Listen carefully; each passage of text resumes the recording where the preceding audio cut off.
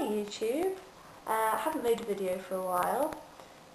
This is my second attempt at making this video. I made a 16-minute long video, but it wasn't very concise, hence the 16 minutes.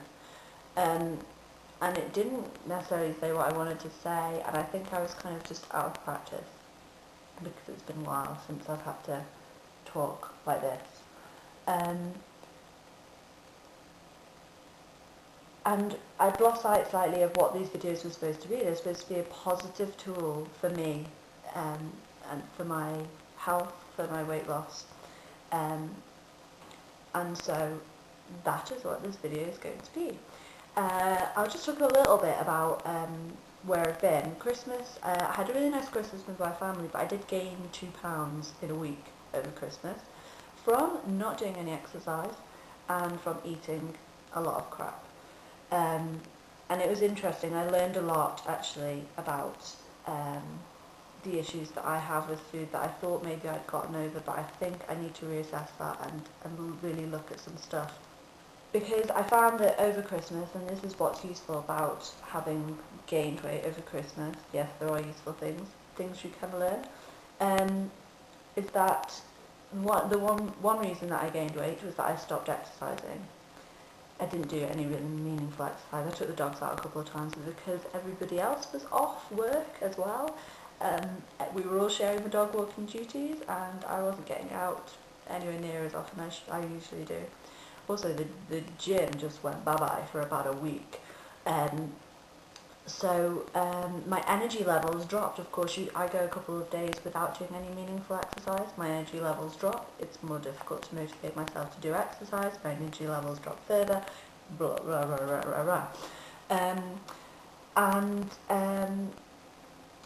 then my attitude towards fitness changed as well. So, you come up with all these self-sabotaging thoughts. Oh, fitness shouldn't be my focus anyway, blah, blah, blah. I should be maintaining. And then food-wise was interesting because some of the food was great and I really enjoyed it.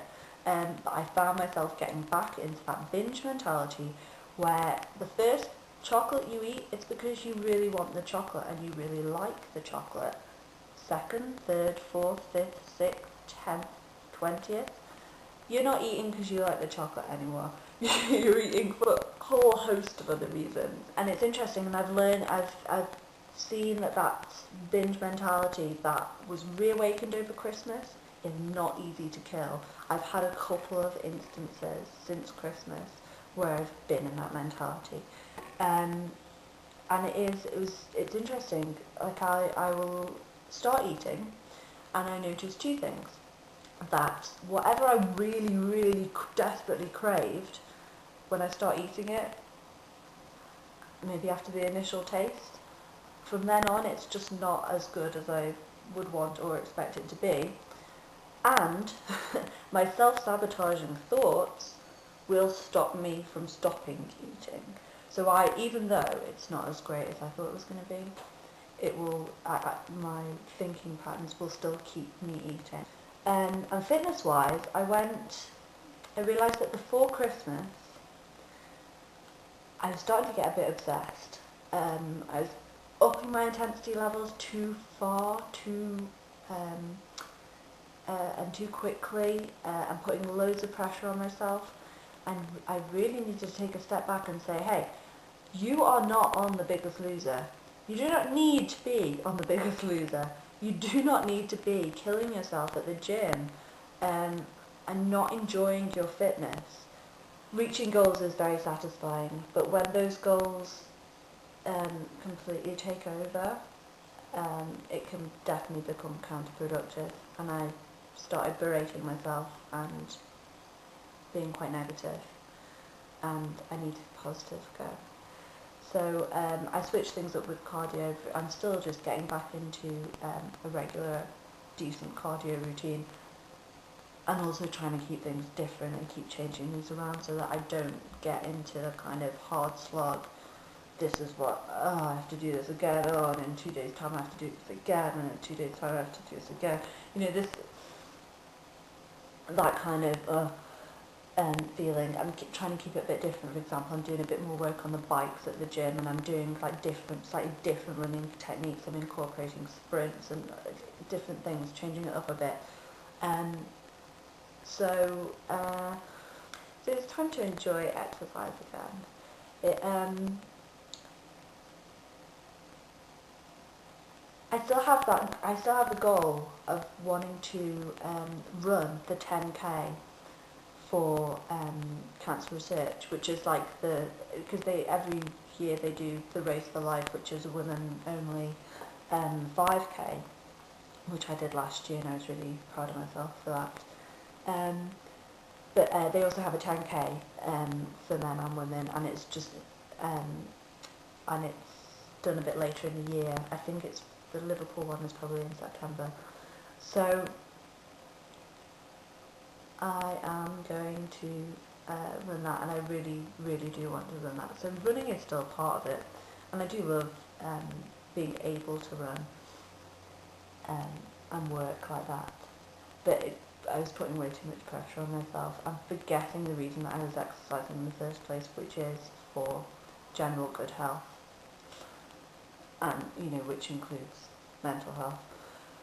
So yeah, so it's interesting. Something else I've realised, that those obsessive tendencies extend to the scale in a way that I'm just really not happy with, and I do not want to be focused on numbers. So I changed my goal slightly. I still want to be slightly slimmer, and in order for that to happen, I need to weigh slightly less. But I changed it, and my initial goal was 120, but that is still kind of an arbitrary goal. So I said to myself, right, well, we'll get under 9 stone, and then it's all about health and all about maintaining and working towards fitness goals and working on issues with food and all that kind of stuff. So I think that's where I'm at with that. I'm going to weigh myself maybe every 2 weeks. I'm going to stop weighing myself every week because it was too much. What I will do is take measurements every week, because I actually really like taking measurements. They seem to be a nicer indicator of where I am, because you can take on like a pint of water and go up by a pound on the scale. So it's just not. I prefer. I really like taking measurements. I like taking measurements. I take them every day. But I like them as a tool. I think they're really useful. If you're not taking measurements yet, take measurements. Very, very useful. Stops this kind of